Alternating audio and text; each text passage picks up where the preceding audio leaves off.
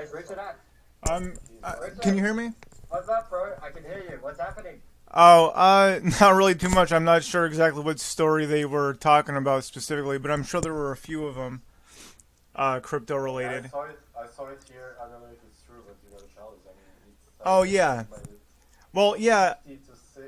yeah. So what I did was, I initially got started with crypto in like the end of 2020.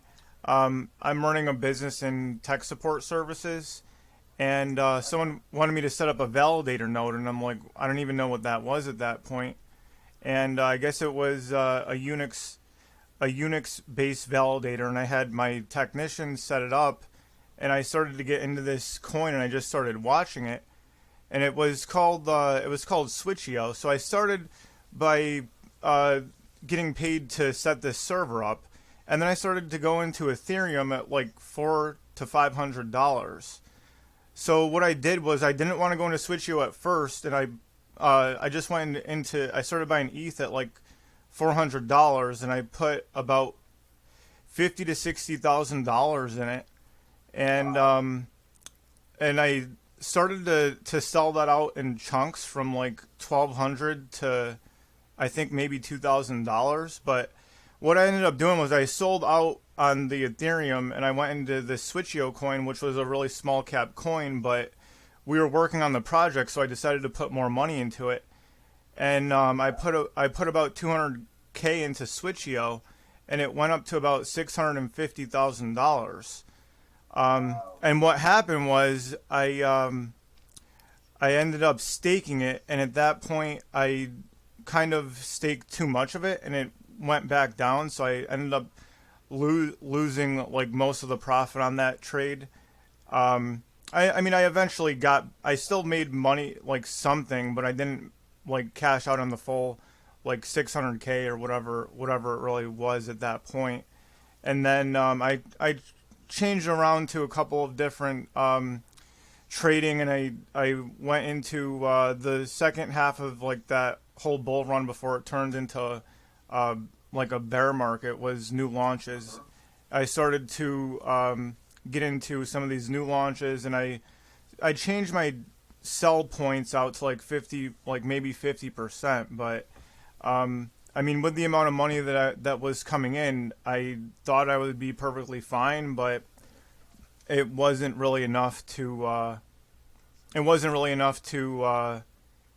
Um, let's say produce a living after the thing went bare, because what happened was like the market turned, and then like the clients that were paying me to do crypto projects weren't paying me that much anymore, and um, I Wow.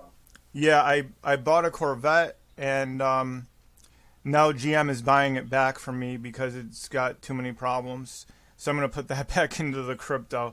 So maybe this time around I might be able to. Wow, you've been through a roller coaster, bro. Yeah, yeah, You know what's nice about it now is that I think especially after this course is you're gonna look at things a little bit less emotionally attached, which I oh think is yeah, amazing.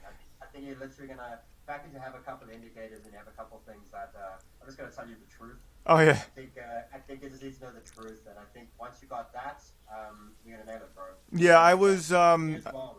Yeah. it was really hard for me to sell out, because you can I didn't realize you can never sell exactly at the top. And then the other thing was I was always listening to these people that are just hodl hodl hodl, and the fact of the matter is it's like maybe for Bitcoin that's a good idea, but for altcoins it's definitely not a good idea at all. I mean, unless you're trying to hold it for like 10 or 20 years or something, and it's like a It's really another good sign we go, project. bro.